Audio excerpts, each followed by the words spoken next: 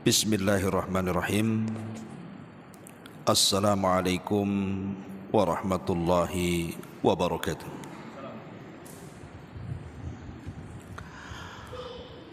Alhamdulillah, wassalatu wassalamu ala rasulillah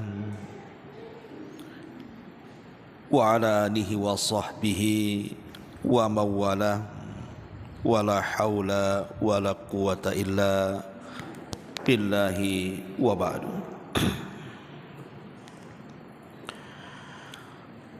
Alhamdulillah, segala puja dan puji hanya milik Allah subhanahu wa ta'ala. Salawat dan juga salam kita hadiahkan kepada Rasul kita Nabi besar Muhammad sallallahu alaihi wa ala alihi wasallam. Ma'asyiral muslimin muslimat yang dimuliakan Allah subhanahu wa ta'ala, tema yang kita akan bahas di pagi hari ini adalah tema yang sederhana dalam bentuk nasihat untuk kita semuanya tentang 20 dosa orang yang meninggalkan sholat.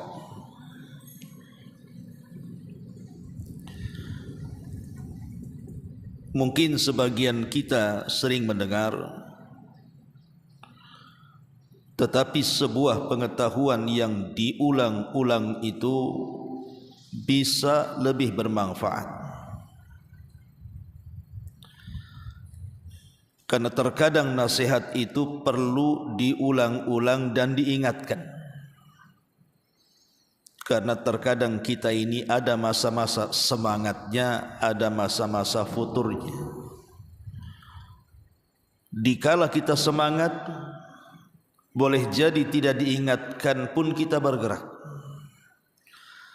Tapi dikala kita tidak semangat alias futur, kalau tidak diingatkan maka akan lalai. Makanya kesempatan kajian pagi menjelang siang ini kita akan membahas seputar dosa-dosa orang yang meninggalkan sholat. Ma'asyiral muslimat yang dimuliakan Allah subhanahu wa ta'ala, kita tahu kedudukan solat dalam Islam ini bukan kedudukan biasa. Bahkan cara diperintahkannya saja berbeda. Kalau perintah zakat itu cukup diturunkan ayat. Kalau perintah puasa demikian juga, Allah mencukupkan dengan menurunkan ayat. Begitu juga perintah haji. Tetapi perintah salat ini tidak cukup diturunkan ayat, di mana Nabi SAW diundang langsung oleh Allah subhanahu wa ta'ala. Kemana? Ke Sidratil Muntaha, dalam peristiwa yang belum pernah dilakukan semua para nabi. Itulah peristiwa Isra dan juga Mi'raj. Dari sini saja sudah cukup bagi kita menilai bagaimana kedudukan salat di antara seluruh ibadah-ibadah yang diperintahkan kepada kita. Sampai-sampai ada istilah ulama itu bahwa salat dalam Islam ini kedudukannya karra'si ala sairil badani, seperti kepala di antara seluruh badannya. Kalau seandainya manusia tidak punya tangan, boleh jadi dia masih hidup. Kalau manusia tidak punya kaki, boleh jadi dia masih hidup.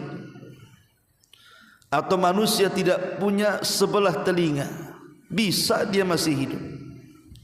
Coba kalau manusia tidak punya kepala, kira-kira hidup atau tidak? Pasti dia mati. Begitulah kondisi solat dalam Islam. Kalau orang masih meninggalkan puasa, masih diharapkan keislamannya, selama dia tidak mengingkari kewajibannya. Kalau orang meninggalkan zakat, masih dianggap keislamannya, selama dia tidak menganggap tidak wajib, ataupun meninggalkan zakat, masih diharapkan keislamannya. Tapi kalau meninggalkan solat, itulah yang dikhawatirkan hilang keislaman daripada diri kita. Makanya ada hadis Nabi mengatakan, farqu al-ahdu bainana wa bainahumus salatu, faman tarakaha faqad kafara. Perbedaan kita dengan orang-orang kafir itu di solat, Bu.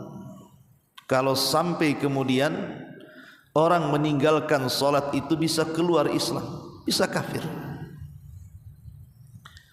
Lah itulah kedudukan solat, seperti kepala dalam badan. Makanya solat ini sangat penting untuk kita lakukan. Dan jangan kemudian berpikir bahwa kalau seandainya kemudian kita tidak solat, Allah rugi. Kalau kita solat, Allah untung. Tidak, Allah itu tidak berhajat dengan kita. Satu dunia orang tidak solat, Allah tidak rugi. Ataupun satu dunia orang solat pun Allah tidak untung. Karena ada istilah para ulama, satu dunia manusia bermaksiat tidak mengurangi kekuasaan Allah. Satu dunia orang beribadah pun tidak menambah kekuasaan Allah. Allah itu tidak berhajat dengan kita. Karena Allah subhanahu wa ta'ala tidak berhajat dengan solat kita. Lalu solat yang kita lakukan itu untuk apa? Solat yang kita lakukan itu manfaatnya kembali kepada kita orang yang solat.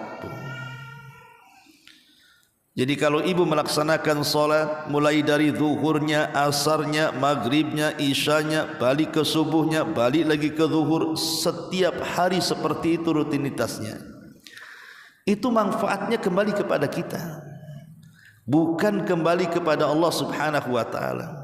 Yang untung ya kita, yang rugi juga kita.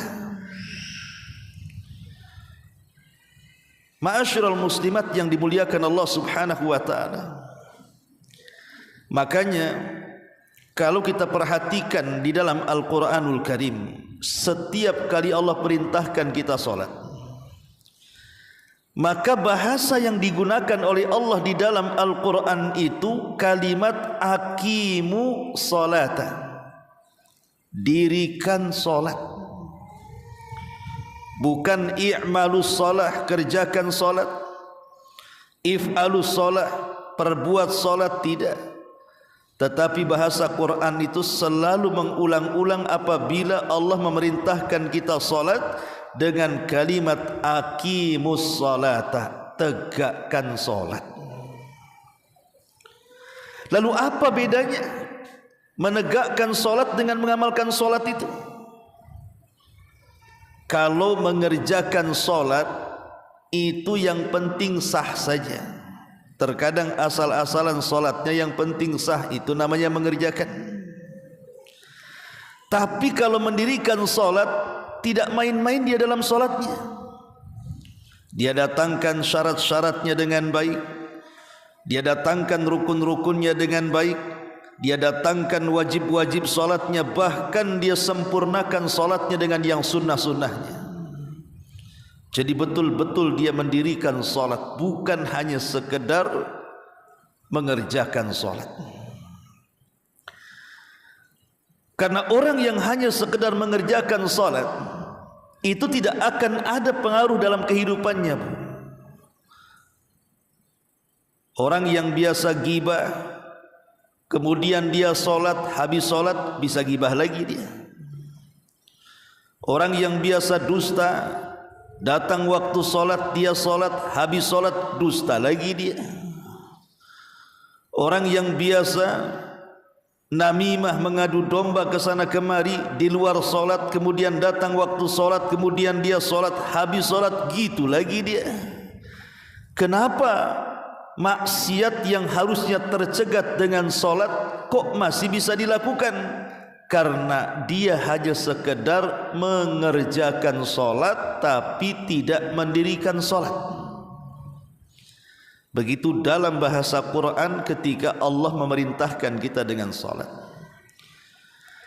Karena kalau orang mendirikan solat dengan baik, dia datangkan syarat-syaratnya dengan baik, dia datangkan rukun-rukunnya, dia datangkan wajib-wajibnya, dia sempurnakan dengan sunnah-sunnahnya, maka solat yang dilakukannya itu berpengaruh dalam kehidupannya.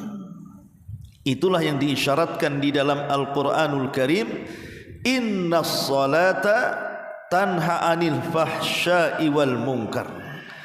Sesungguhnya solat itu bisa mencegah perbuatan keji dan juga kemungkaran. Keji itu dosa yang dilakukan sembunyi-sembunyi dan dalam rumah. Mungkar itu dosa yang dilakukan terang-terangan di hadapan manusia. Bisa dihapuskan dengan solat, karena solat itu melahirkan akhlak. Itulah pentingnya kita mendirikan solat, bukan hanya sekedar solat, supaya selepas solat itu apa yang kita lakukan selama kita solat diterjemahkan dalam kehidupan kita. Jadi nilai-nilai solat itu ada pengaruh dalam kehidupannya. Umpamanya, kita tahu bahwa solat itu kan mengajarkan banyak hal kepada kita. Contoh, keikhlasan. Solat itu mengajarkan keikhlasan kepada kita.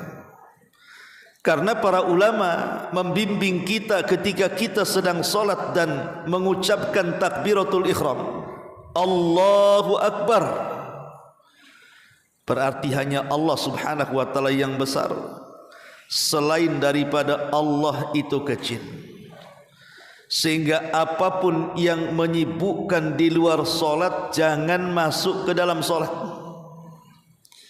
Karena kita sedang berhadapan dengan Rabb yang maha besar, di luar solat, dari dunianya, dari hartanya, dari pangkatnya, dari jabatannya, dari kenikmatan-kenikmatannya, itu kecil di hadapan Allah subhanahu wa ta'ala. Dari sini kita diajarkan ikhlas, bahwa saat kita mengarahkan kiblat kemudian takbiratul ihram, hanya Allah saja yang dituju. Sehingga ketika ini yang diterapkan, maka ketika solat dia tidak akan peduli apakah solatnya dibicarakan orang atau tidak, apakah solatnya dilihat orang atau tidak, apakah solatnya didengar orang atau tidak.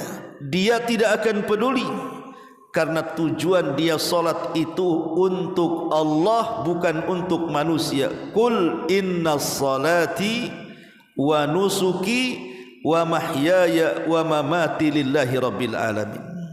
Katakan, sesungguhnya salatku, penyembelihanku, seluruh hidupku dan matiku kuserahkan kepada Allah subhanahu wa ta'ala, Rabb semesta alam.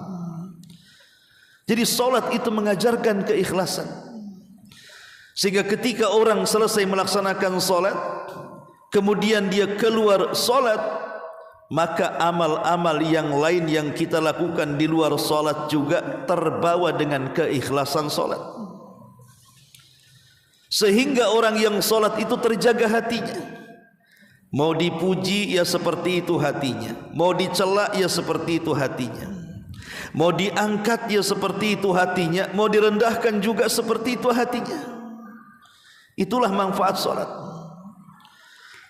Tapi kalau orang sampai meninggalkan solat, atau dia solat hanya sekedar cukup mengerjakan saja, maka belum teruji itu hatinya pun. Terkadang ada orang yang memuji dia, besar kepalanya, besar hidungnya, besar hatinya. Ketika ada orang yang mencela dia, tiba-tiba menciut hatinya, merasa sedih, merasa bingung, merasa stres, itu belum ikhlas. Boleh jadi karena ketika dia menegakkan salat belum menegakkan yang sesungguhnya. Lahirlah sifat ikhlas.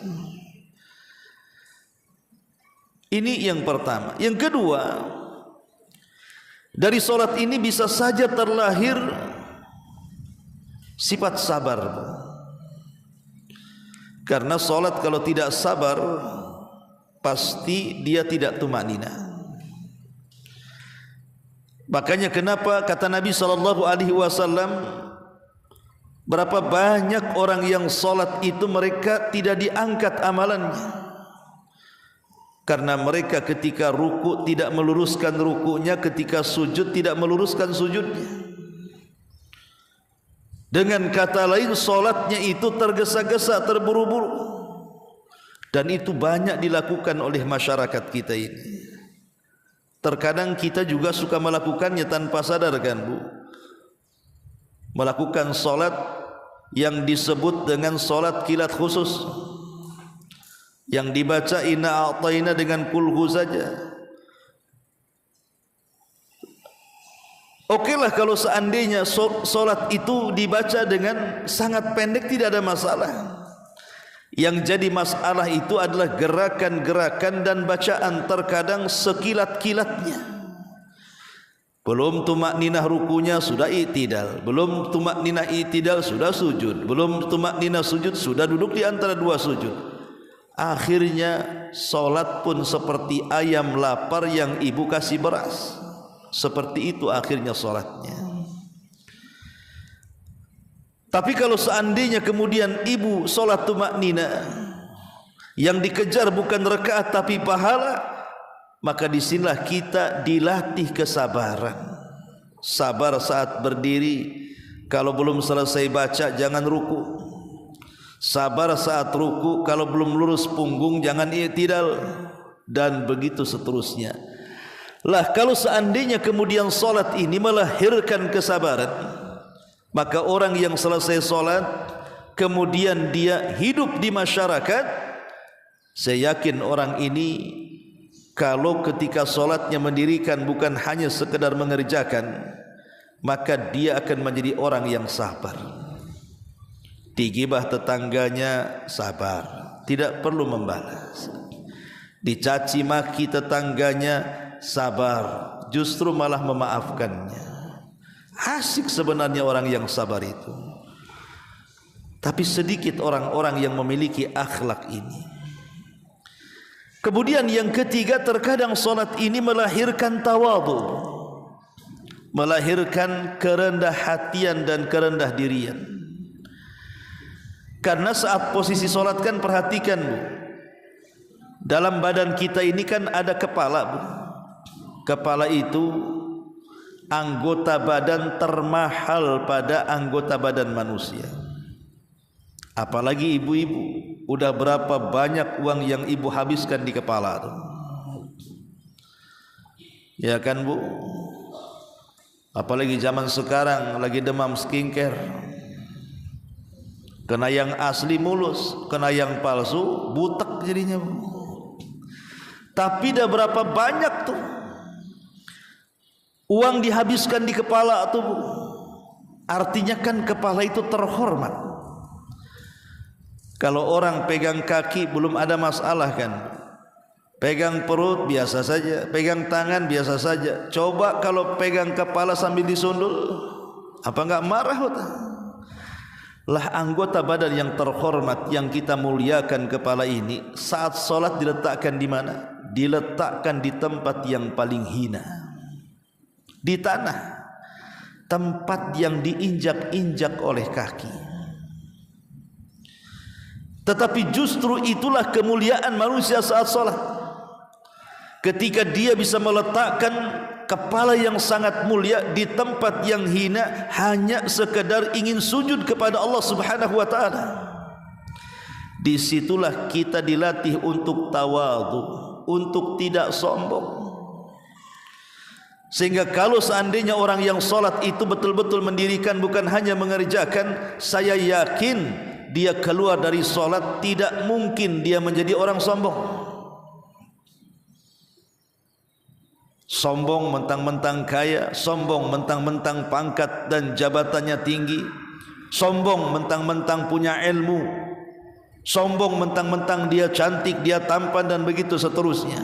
Tapi saya yakin orang yang mendirikan solat tidak mungkin orang sombong, karena sombong itu tidak disukai Allah dan tidak disukai manusia. Iblis saja yang sudah masuk sorga gara-gara sombong dikeluarkan dari sorga. Ibu yang sombong pengen masuk sorga, kan lucu. Yang sudah ada di sorga saja dikeluarkan dari sorga tuh gara-gara sombong. Apa kesombongan iblis? Disuruh sujud kepada Adam, tak mau dia. Alasannya bahwa bahan penciptaan dia jauh lebih baik dibandingkan bahan penciptaan Adam. Dia diciptakan dari api, Adam pula dari tanah. Sombong dia, tak mau sujud karena perintah. Akhirnya Allah keluarkan dia dari sorga. Bayangkan, yang di sorga dikeluarkan dari sorga karena sombong. Ibu yang di dunia sombong pengen masuk sorga. Nah ini kan aneh. Makanya sorga itu tidak ada tempat bagi orang yang sombong. La yadkhulul jannah man kana fi qalbihi mithqala dzarratin min kibrin, kata Rasul. Tidak akan masuk sorga orang yang dalam hatinya itu dipenuhi dengan kesombongan. Jadi solat itu mengajarkan rendah hati, rendah diri. Kalau orang sudah solat dan dia betul-betul menegakkan, insya Allah kalau keluar solat itu pasti dia akan mengamalkan nilai-nilai solat. Salah satunya adalah tidak sombong, rendah diri, rendah hati. Apalagi yang bisa kita ambil pelajaran dalam solat ini? Solat ini selain mengajarkan keikhlasan, kesabaran, ketawaduan gitu ya, maka solat juga mengajarkan kepada kita kedisiplinan. Disiplin, tanggung jawab, itu terlahir dari solat. Ketika datang azan duhur umpamanya, oh berarti azan duhur ini sudah memberitahu kita bahwa kita sudah harus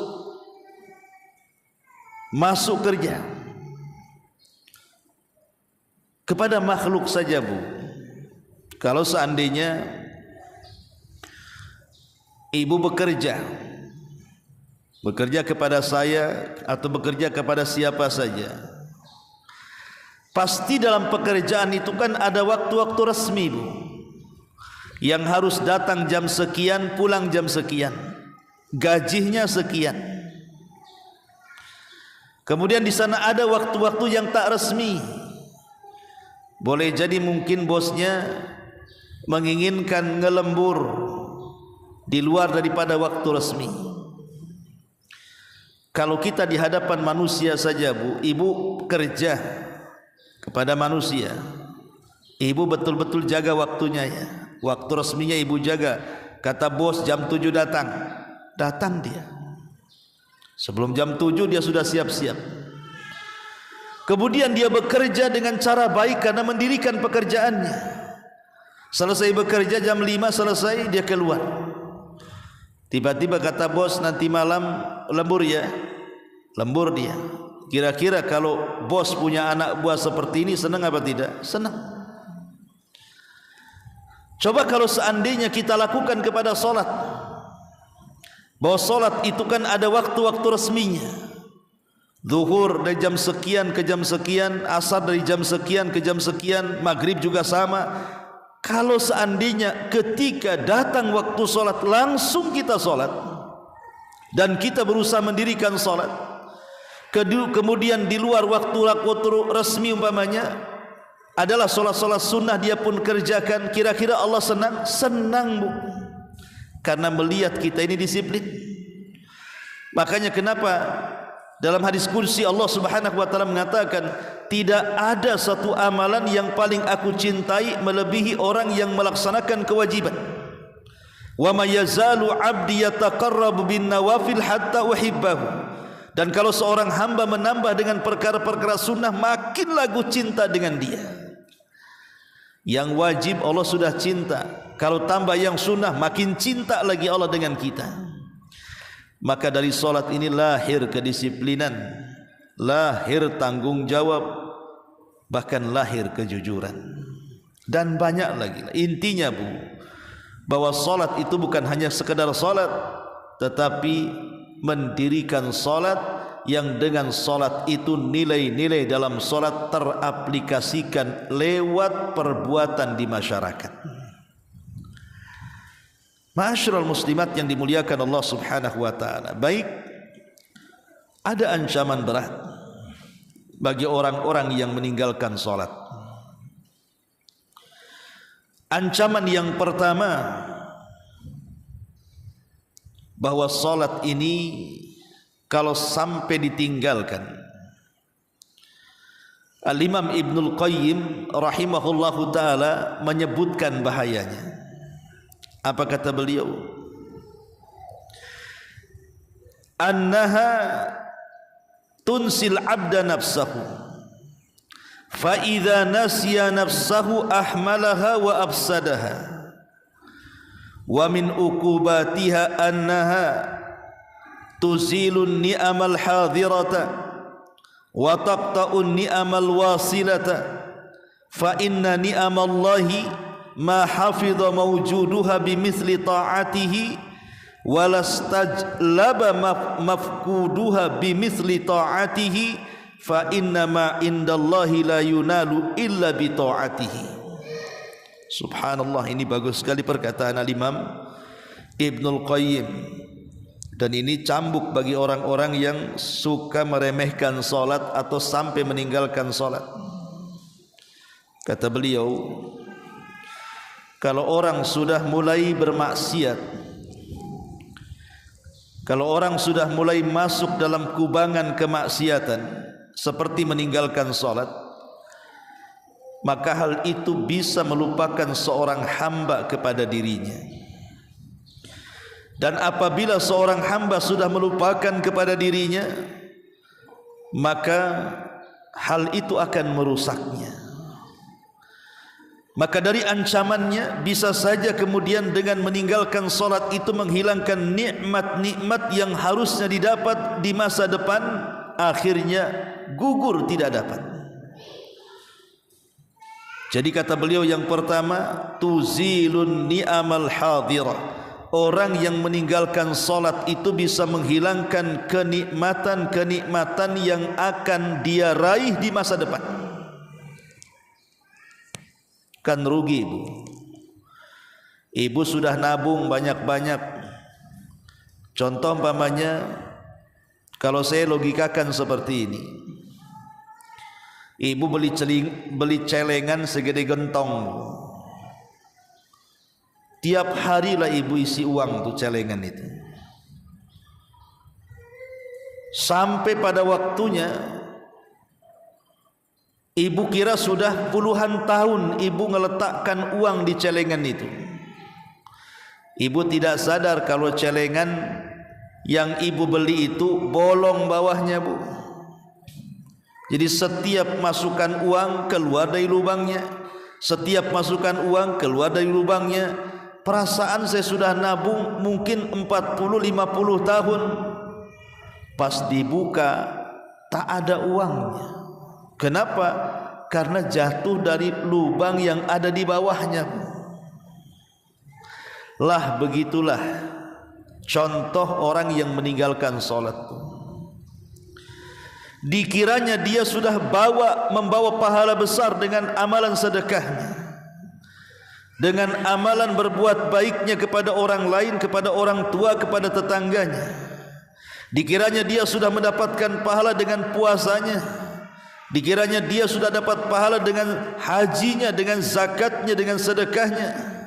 Dia tidak sadar kalau seandainya dia meninggalkan salat, maka amalan-amalan di luar solat itu tidak dianggap sama sekali. Ibu sangka sudah banyak pahalanya, rupanya enggak ada pahalanya. Kenapa? Karena dia meninggalkan solat. Itulah solat akhirnya menghilangkan nikmat yang harusnya didapat di masa depan, hilang gara-gara meninggalkan solat. Ini yang pertama. Yang kedua, qat'un ni'amal wasilata, bisa memutus nikmat yang sedang berjalan. Mungkin selama ini kita diberikan kesehatan, pandangan masih awas, telinga juga dengar masih oke, mulut masih belum gagap, ngomong lancar, kaki belum ada yang sakit, melangkah berkilo-kilo pun tidak ada masalah, tangan masih bisa digerakkan. Itu kan nikmat yang sedang berjalan namanya. Tapi jangan salah, terkadang Allah hentikan tuh nikmat yang sedang berjalan apabila orang itu meninggalkan solat, kata Imam Ibnul Qayyim. Boleh jadi orang yang meninggalkan solat, mulailah pandangannya, nikmatnya dikurangi, nikmat pendengarannya dikurangi, nikmat lisannya dikurangi, nikmat tenaganya dikurangi, nikmat kakinya dikurangi, masuk penyakit satu, dan begitu seterusnya. Atau nikmat di luar badan seperti harta, mulai usahanya bermasalah, mulai hidupnya tidak berkah, dan begitu seterusnya. Ini kata Imam Ibnul Qayyim, wa taqta' ni'amal wasilah. Padahal kata Imam Ibnul Qayyim, fa inna ni'amallah ma hafidha mawjuduha bimithli ta'atihi. Ingat bahwa nikmat itu akan dijaga oleh Allah selama dia masih mentaati Allah Subhanahu wa taala. Ketika dia tidak mentaati Allah, maka nikmat yang Allah anugerahkan itu sedikit demi sedikit akan dicabut Allah Subhanahu wa taala. Kemudian kata beliau, walastajlaba mafquduha bimithli ta'atihi. Begitu juga nikmat ini akan dicabut berdasarkan semangat dan tidaknya dia mentaati Allah. Karena ma indallahi la yunalu illa bi ta'ah. Apa-apa yang di sisi Allah tidak mungkin diraih kecuali dengan ketaatan kita kepada Allah Subhanahu wa taala. Semakin kita taat kepada Allah, maka semakin Allah memberikan banyak nikmat kepada kita. Ini yang pertama, Bu ya. Di antara ukubat orang-orang yang meninggalkan salat itu, maka akan dicabut nikmat yang akan datang, bahkan akan diputus nikmat yang sedang berjalan. Ini yang pertama. Yang kedua, yuhbitu amalahu. Faqad jaa al-wa'idu syadidu liman yatruk salatal asri muta'ammidan min ghairi udrin hatta yakhruja an waqtiha. Yang kedua, bisa saja orang yang meninggalkan salat itu, Bu, menggugurkan amalannya. Dan ini sebuah ancaman berat kata ulama. Contoh orang yang meninggalkan salat asar secara sengaja tanpa uzur, kata Nabi SAW, man taraka salatal asri muta'ammidan hatta yafutahu faqad uhbita amaluhu. Siapa yang meninggalkan salat asar secara sengaja sampai hilang waktunya, maka amalannya akan digugurkan. Rugi kan? Orang yang meninggalkan salat bisa menggugurkan amalannya. Betapa banyak orang-orang yang sudah lelah letih dia melakukan banyak amalan, tiba-tiba amalan itu tidak dianggap di hadapan Allah gara-gara dia meninggalkan salat. Lihat hadis tentang amalan yang pertama kali dihisab di hadapan Allah. Apa kata Rasul?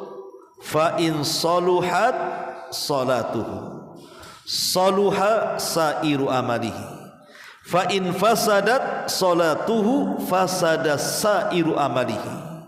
Kalau baik solatnya maka dianggap baik semua amalnya, tapi kalau buruk solatnya maka dianggap buruk semua amalannya. Makanya kadang-kadang saya heran, ada orang yang tidak perhatian dengan solat tapi memperhatikan ibadah di luar daripada solat. Contoh umpamanya kalau datang bulan Ramadan, ada orang yang puasa mati-matian dia lapar, dia tahan tuh perutnya walaupun terlilit dengan rasa lapar karena tidak boleh makan. Dia tahan tenggorokannya walaupun harus tercekik dengan hausnya karena dia tahan minumannya. Dia tahan syahwatnya loh, dari terbit fajar sampai terbenam matahari. Dia bisa tuh melaksanakan puasa. Rupanya dia tidak sholat, hanya puasa saja. Kan banyak di bulan Ramadan itu yang preman-preman aja puasa, ibu ya. Ibu-ibu yang tidak pernah sholat aja puasa tuh. Loh, kok bisa dia berpuasa padahal ibadah puasa itu lebih berat dibandingkan sholat kan? Kalau sholat itu kan hanya bisa beberapa menit saja sesuai dengan durasi. Durasi pun kita yang atur. Panjang lam yakunil, pendek kasih kulhu, kan kita yang atur, ya. Tapi puasa itu kan tidak bisa kita atur volumenya. Sampai duhur saja tidak bisa. Sampai asar saja tidak boleh. Saya sudah lapar harus buka. Oh, tak boleh, karena ada waktu kapan berhenti, kapan dia buka. Tapi bisa dia melaksanakan puasa, tidak bisa pula dia melaksanakan sholat. Dia tidak sadar bahwa puasa yang ia lakukan dengan menahan laparnya, hausnya, syahwatnya tidak berguna di hadapan Allah kalau dia meninggalkan sholat. Lah ini yang tidak dipahami di masyarakat. Dikiranya amalan-amalan yang lain itu bisa memasukkan ke surga walaupun tak sholat. Bahkan ana pernah juga mendengar di masyarakat itu, yang penting kan baik Pak Ustadz, akhlaknya bagus katanya, tidak suka dusta, punya etika katanya. Kan gak sholat gak apa-apa, yang penting kan akhlaknya baik. Tuh si Anu tuh sholatnya oke, gibahnya iya katanya. Si Anu juga sholat tuh, sholatnya dustanya hari-hari. Ibu, Nabi SAW, tidak ada manusia yang lebih indah akhlaknya di luar daripada Nabi. Saking indahnya akhlak Nabi itu sampai turun pujian Allah kepada Rasul, wa innaka la'ala khuluqin azim. Wahai Muhammad, engkau itu manusia yang memiliki akhlak yang sangat agung, sehingga wajar kalau Rasul itu layak jadi panutan karena punya akhlak. Sempurna akhlak yang dimiliki Nabi saja, Nabi tidak pernah meninggalkan sholat. Kalau semata-mata orang boleh meninggalkan sholat karena terpikir yang penting akhlaknya bagus, harusnya Nabi tidak perlu sholat lah. Kan Nabi itu manusia yang paling berakhlak. Tapi Nabi orang yang paling rajin pula tuh sholatnya. Bukan hanya yang wajibnya, yang sunnah-sunnahnya. Bahkan sholat malam itu seolah-olah wajib bagi Nabi. Saking rajinnya, pecah-pecahlah kaki Nabi, sampai Aisyah kemudian mengatakan, sudahlah, kurangilah sholatmu wahai Rasul, bukankah dosamu sudah diampuni yang telah, yang sedang dan yang akan datang? Tapi Rasul mengatakan, afala akunu abdan syakur, salah enggak saya ini menjadi hamba yang bersyukur? Jadi alasan seperti ini tidak ada guna. Yang penting akhlaknya bagus, yang penting hatinya bagus gitu. Sebenarnya orang yang ngomong seperti ini, dia itu tidak bagus juga hatinya. Orang yang ngomong seperti ini tidak bagus akhlaknya. Sebab kalau dia tidak melaksanakan hak dengan Allah, secara otomatis dia tidak akan mampu melaksanakan hak-hak sesama hamba Allah. Itu memang sudah matematika 1 tambah 1 2 tuh. Sama Allah saja dia membangkang, apalagi sama manusia. Jadi ini yang kedua. Yang ketiga, la yaqbalu du'a'uhu fal asi fal ma'asi min mawani ijabati du'ai la yaqbalu du'a'ah, doanya tidak akan diterima. Karena maksiat-maksiat itu salah satunya meninggalkan salat, itu salah satu larangan-larangan yang menjadikan doa kita itu tidak akan diijabah. Jadi orang yang meninggalkan salat tidak akan diterima doanya. Dulu di zaman Nabi pernah menceritakan tentang kisah orang yang rambutnya compang-camping, kemudian juga pakaiannya tidak jelas kusut-kusut, penuh dengan debu wajahnya, miskin hidupnya, diangkatnya tangan ke langit sambil memelas meminta dikabulkan doanya. Dia mengatakan, ya Rabbi, ya Rabbi, ya Rabbi, ya Rabbi, ya Allah tolong aku, ya Allah tolong aku. Tapi tidak dikabulkan doanya. Kemudian Rasul memberikan alasannya. Bagaimana mungkin orang itu akan dikabulkan doanya sementara makanan yang ia makan haram, minuman yang ia minum haram, pakaian yang ia pakai dibeli dari hasil haram, dan daging yang tumbuh dalam badan dia juga diisi dari hasil haram. Bagaimana mungkin dikabulkan doanya? Kalau seandainya orang yang melakukan keharaman itu saja menjadikan doa-doa kita ditolak, macam mana dengan orang yang meninggalkan kewajiban? Padahal orang yang meninggalkan kewajiban lebih besar dosanya dibandingkan orang yang terjerumus kepada keharaman. Dengan kata lain, orang yang korupsi lebih rendah dosanya dibandingkan orang yang meninggalkan solat. Orang yang mencuri lebih ringan dosanya dibandingkan orang yang meninggalkan solat. Kalau orang yang mencuri, hasil curinya dia makan, dia belikan pakaian, dia belikan minuman, itu doa-doanya ditolak, maka orang yang meninggalkan yang wajib lebih ditolak lagi. Begitu maksudnya. Maka jangan meninggalkan sholat, nanti doa-doa kita terhalang dengan itu. Ini yang ketiga. Yang keempat, yang keempat, sholat, bahaya sholat ini, yatabarra'ullahu minhu, Allah akan berlepas diri dari orang yang meninggalkan sholat. Bahasa kita tidak diopen lagi, tidak diperhatikan lagi. Ibu saja tidak diperhatikan suami, stres kan Bu? Bang minta uang, diam aja suaminya. Udah sebulan tuh diminta uang, diam saja. Pokoknya setiap datang suami nggak ngajak ngomong, nggak ngajak ngobrol, nggak mau tidur di kasur sama-sama, malah tidur pula di ruang tengah. Enggak memberikan uang untuk beli beras kayak beli. Ibu sudah stres kan Bu? Kalau seandainya suami tidak ngopeni ibu, ibu sudah stresnya luar biasa.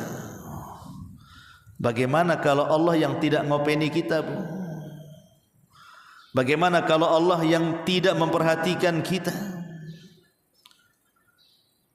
Dalam sebuah hadis dari Abi Darda radhiyallahu anhu, Rasul mengatakan, Abu Darda mengatakan, ausani khalili, telah mewasiatkan kepadaku, kata Abi Darda, khalili, kekasihku Rasul sallallahu alaihi wasallam, alla tusyrik billahi syai'an, agar jangan kau sekutukan Allah dengan siapapun, wala tatruk salatan maktubatan muta'ammidan, dan agar engkau jangan meninggalkan salat yang 5 waktu secara sengaja. Faman tarakaha, siapapun yang meninggalkan salat yang wajib itu muta'ammidan secara sengaja, faqad bari'at minhu dhimmah, maka tanggungan Allah akan lepas dari punggungnya. Allah sudah tidak akan memberikan keamanan lagi. Allah sudah tidak akan menjaga dan ngopeni lagi. Dan ini bahaya. Kalau Allah sudah tidak memperhatikan kita, sudah tidak ngopeni kita, sudah tidak memberikan keamanan kepada kita, lalu apa gunanya kita hidup kalau begitu?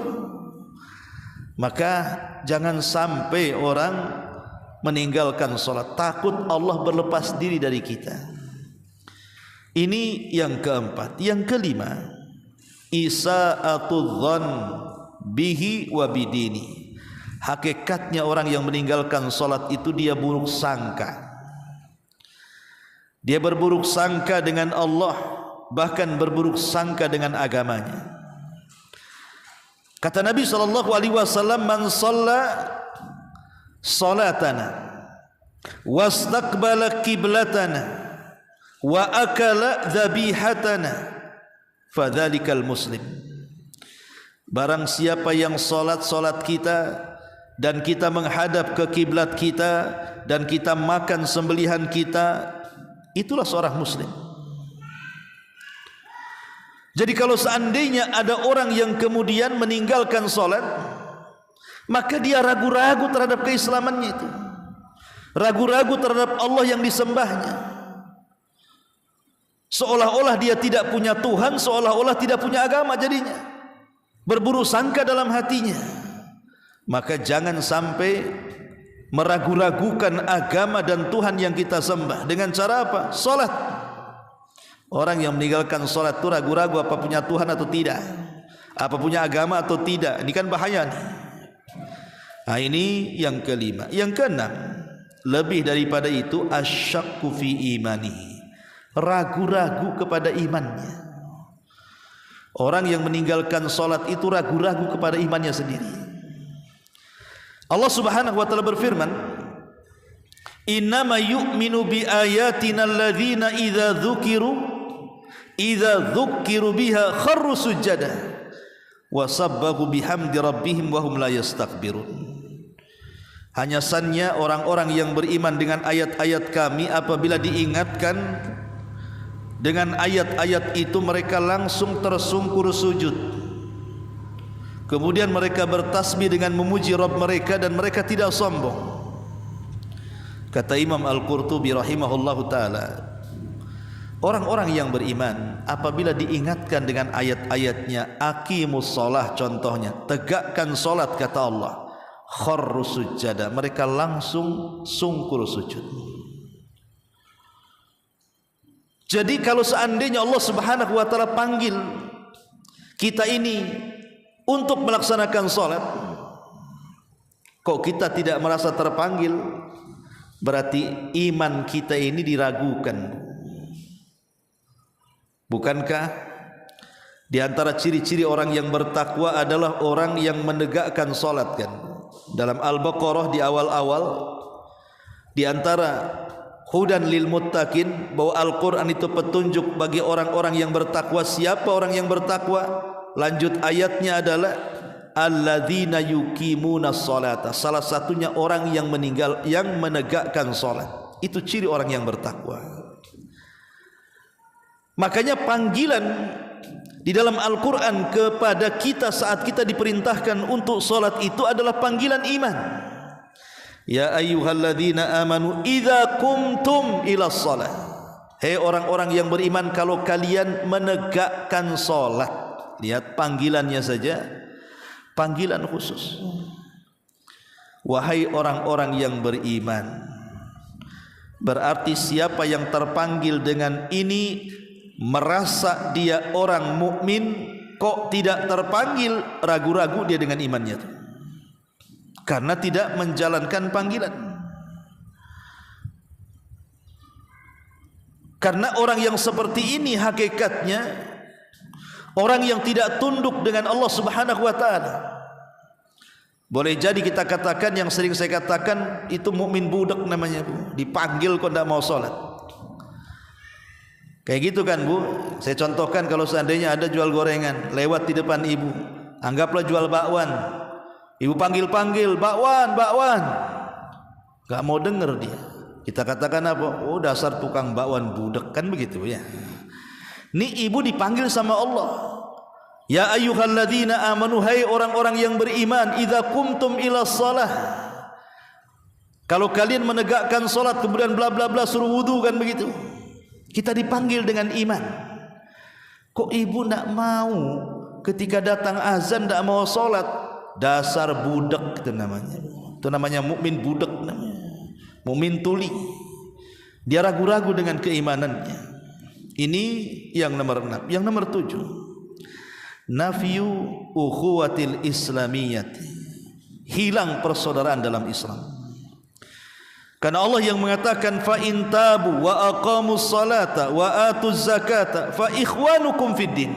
Kalau mereka masih tobat, masih melaksanakan salat, masih menunaikan zakat, maka itu masih saudara kalian dalam agama. Pemahaman kebalikannya, kalau mereka tidak mau tobat, mereka meninggalkan salat, mereka tidak mau menunaikan zakat, berarti bukan saudara kalian dalam agama. Nah, ini bahaya. Ya, orang yang tidak salat itu hilang ukhuwahnya. Persaudaraan dalam Islamnya hilang. Karena dia bukan orang Islam lagi. Dia sudah kafir. Dia sudah kafir. Herannya Bu di masyarakat kan Bu, KTP-nya Islam, KTP-nya jelas nama si anu, agama Islam kan itu. Itu kalau kita kafirkan marah Bu. Oh enggak, saya Muslim kan itu. Kok bisa kamu kafirkan saya? Iya, karena kau tak solat. Solat itu menjadikan seseorang tetap di atas Islam. Kalau kamu meninggalkan solat, kau bisa kafir.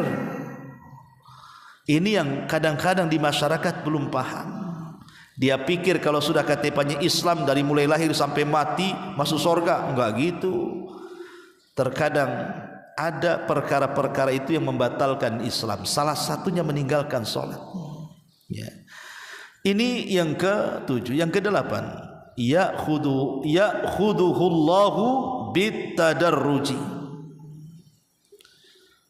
Fakullama adnaba zadahullahu min ni'amihi wa ansahu taubah.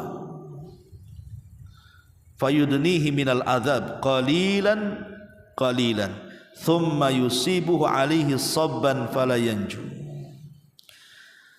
Terkadang orang yang meninggalkan salat itu sengaja Allah berikan tadarruj, istidraj. Karena setiap kali orang itu melakukan dosa, Allah akan tambah nikmatnya. Ketika Allah tambah nikmatnya, Allah lupakan dari taubatnya.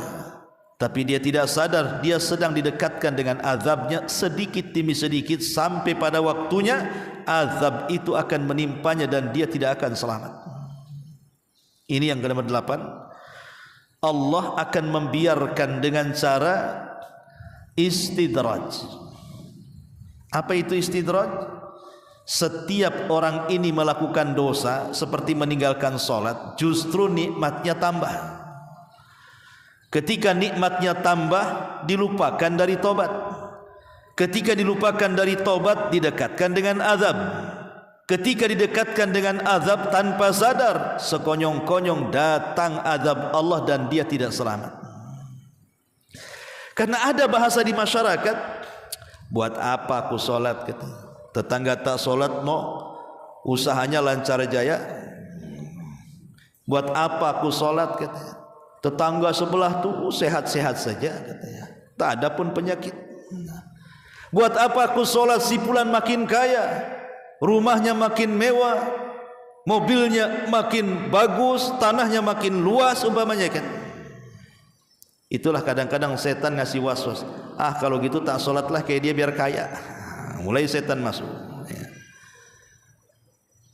Dia tidak sadar bahwa orang yang tidak solat tapi makin kemudian banyak nikmatnya, itu sedang diuji oleh Allah dengan istidraj itu.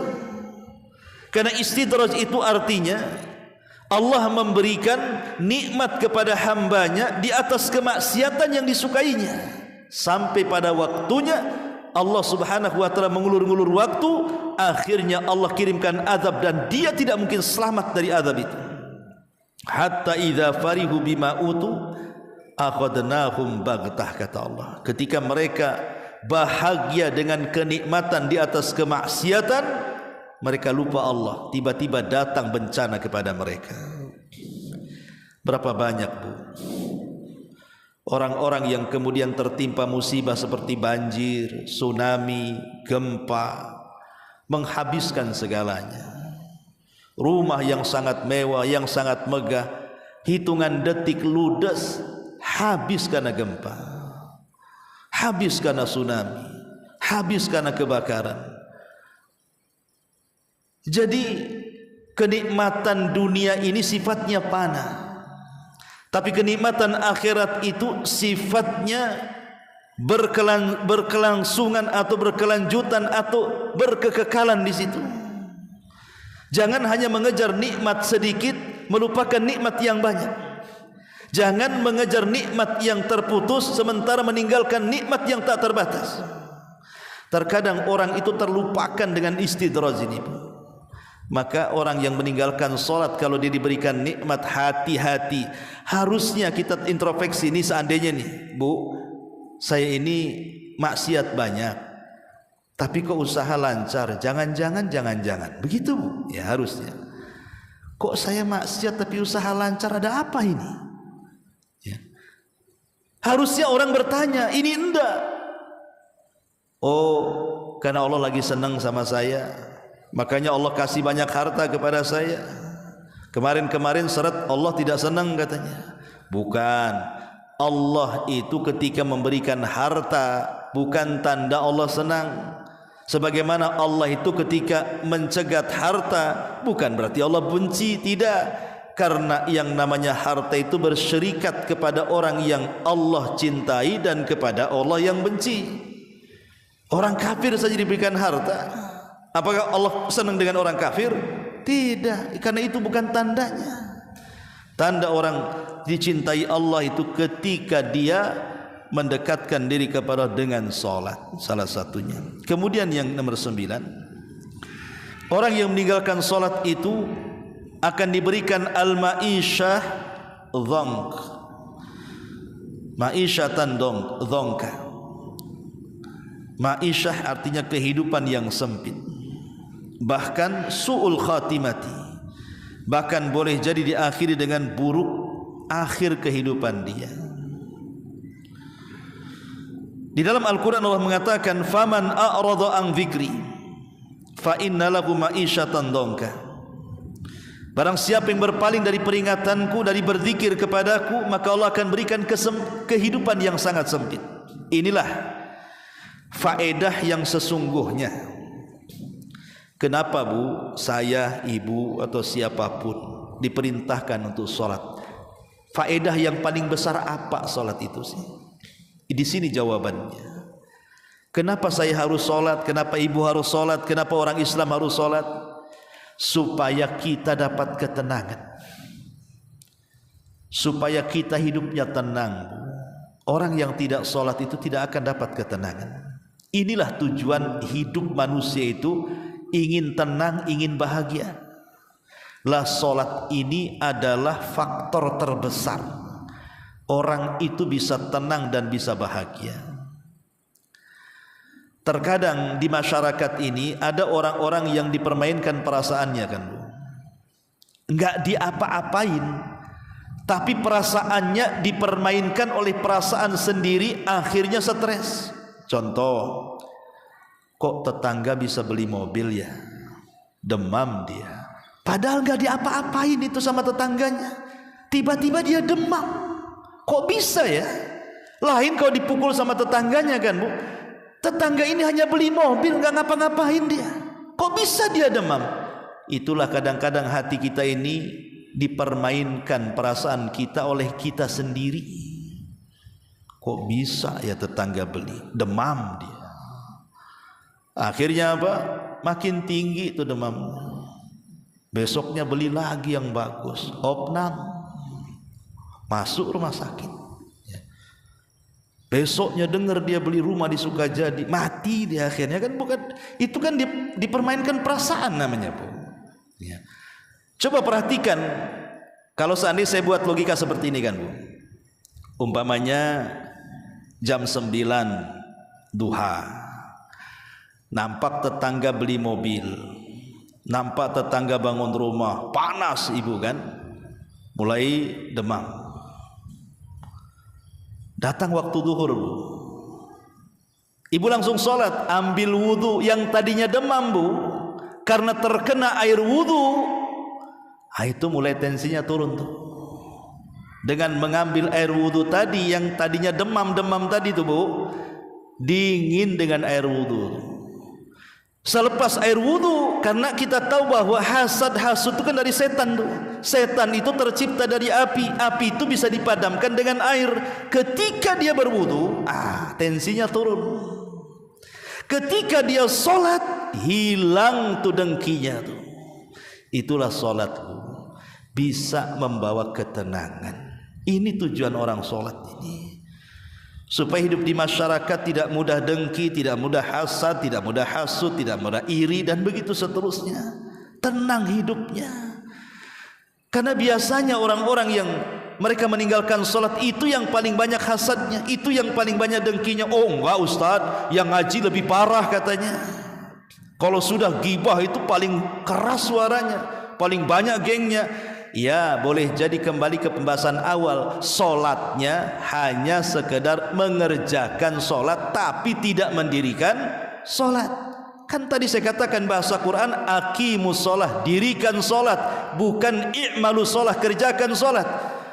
Karena mengerjakan itu bisa asal-asalan, tapi mendirikan sholat itu sungguhan, melahirkan nilai-nilai sholat di luar daripada sholat. Ini penting ya. Kalau orang meninggalkan sholat, sempit tuh hatinya. Kemudian yang nomor 10, al-khasaratu wan nadab. Bisa saja orang yang meninggalkan sholat itu mendapatkan kerugian dan penyesalan. Kapan? Boleh jadi di dunia dia tidak menyesal, tapi di akhirat. Begini, Bu, orang yang yakin adanya kehidupan setelah kematian itu masih lebih untung dibandingkan orang yang tidak yakin adanya kehidupan setelah kematian. Anggaplah contoh, saya sholat dengan harapan saya masuk surga, kemudian saya mati, rupanya setelah mati tidak ada kehidupan setelah kematian. Ya lewat begitu saja. Kira-kira rugi tidak? Tidak rugi. Yang satunya, aku tidak sholat, aku enggak yakin adanya kehidupan setelah kematian. Tahu-tahu enggak sholat, mati, rupanya ada kehidupan setelah kematian. Apa enggak bankrupt dia? Ya, itu yang harus tanamkan. Makanya jangan sampai kemudian kita terpikir bahwa kan kadang-kadang setan ini masuk ke dalam dada kita. Jangan-jangan akhirat ini ada atau enggak sih sebenarnya? Kita katakan ada, walaupun setelah mati enggak ada ruginya sebenarnya. Daripada kita meyakini akhirat tidak ada, kemudian kita habiskan dengan kemaksiatan, setelah mati rupanya akhirat ada, matilah dia. Ya. Makanya jangan sampai kemudian kita ini terkena khasarah, terkena nadam, kerugian ataupun penyesalan, tidak di dunia, di akhirat. Kemudian yang nomor 11, la yastati'as sujud fil akhirah. Orang yang tidak pernah sholat di dunia, maka dia tidak akan bisa sujud di akhirat. Ketika Allah mengatakan yauma yukshafu an sakin wa yud'auna ila sujudi fala yastati'un, ketika Allah merintahkan, ketika Allah menampakkan dirinya, menampakkan betisnya, maka semua orang-orang yang beriman sujud. Tapi ada orang-orang munafik, mereka hendak sujud malah kayang, bukan ke depan, ke belakang malah. Tidak bisa dia sujud, dipaksa sujud malah kayang ke belakang.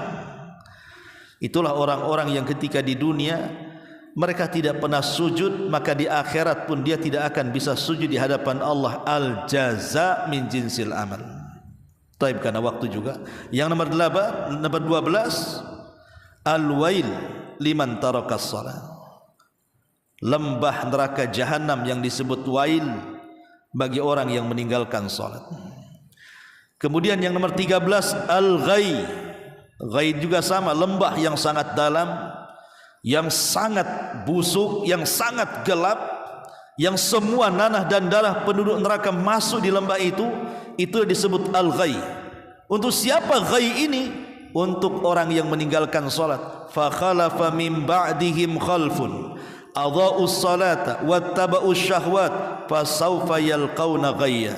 Akan datang sebuah masa di mana orang-orang itu mulai meremehkan salat dan mengikuti syahwat, maka mereka akan dilempar ke dalam al-ghay. Naudzubillah.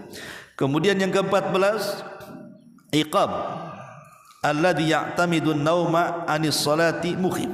Balasan bagi orang-orang yang sengaja meninggalkan salat dengan tidur, itu sangat menakutkan nanti pada hari kiamat dalam peristiwa adab kubur. Ada orang yang terlentang, kemudian di sampingnya ada orang berdiri membawa batu, kemudian batu dibentur-benturkan di kepalanya sampai hancur. Kemudian orang ini pergi mencari batu yang lainnya. Tiba-tiba setelah dapat batu datang lagi, kepalanya sudah balik semula. Kemudian dihancurkan dengan batu yang ditemukannya yang kedua. Kemudian setelah remuk kepalanya, dia cari batu lagi. Seperti itu saja. Rasul yang melihat kondisi seperti ini bingung. Alangkah dahsyatnya siksa orang itu, wahai Jibril. Mahadan, apa yang terjadi wahai Jibril? Maka Jibril mengatakan, innahu, sesungguhnya orang itu, dia tidur saat waktu sholat. Harusnya dia sholat, sengaja pula dia tidur supaya dia meninggalkan sholat. Lihat bagaimana hukuman di alam kubur. Kemudian yang nomor 15, ghadabullah wa maqtuh. Dia akan mendapatkan murka Allah dan juga kemarahannya. Kata Rasul, man taraka shalah laqiyallah wa huwa alaihi ghadban. Siapapun yang meninggalkan salat, maka dia berjumpa dengan Allah, Allah murka dengan dia. Yang nomor 16, al-hasyru ma'al mujrimin. Akan dikumpulkan orang-orang yang meninggalkan salat bersama orang-orang yang berdosa. Akan dikumpulkan bersama Fir'aun, akan dikumpulkan bersama Qarun, akan dikumpulkan bersama Haman, akan dikumpulkan bersama Ubay ibn Khalaf. Naudzubillah. Yang nomor 17, mereka akan dikumpulkan bersama orang-orang yang sesama tidak salat dan dimasukkan ke neraka khusus namanya Saqar. Allah mengatakan, ma salakakum fi Saqar. Kenapa kalian bisa masuk ke neraka Saqar? Maka orang-orang di neraka Saqar mengatakan, qalu lam naku minal musallin. Karena aku tidak salat di dunia. Naudzubillah. Ya. Karena aku tidak salat di dunia, maka aku dimasukkan ke dalam neraka Saqar. Kemudian yang ke-18, bahwa orang yang meninggalkan salat adalah khianatan lil amanah. Dia sedang mengkhianati amanah. Allah mengamanahi ibadah, dia pula mengkhianatinya. Dan orang yang meninggalkan salat hakikatnya istahwad asyaitan. Setan sudah menguasainya. Orang yang meninggalkan salat itu sedang dikuasai setan. Inilah diantara 20 bahaya orang yang meninggalkan salat. Mudah-mudahan dengan mendengar kajian ini kita semangat lagi untuk salat. Taib sampai di sini. Bagi ibu-ibu yang mau bertanya silahkan, kalau tidak ada kita tutup.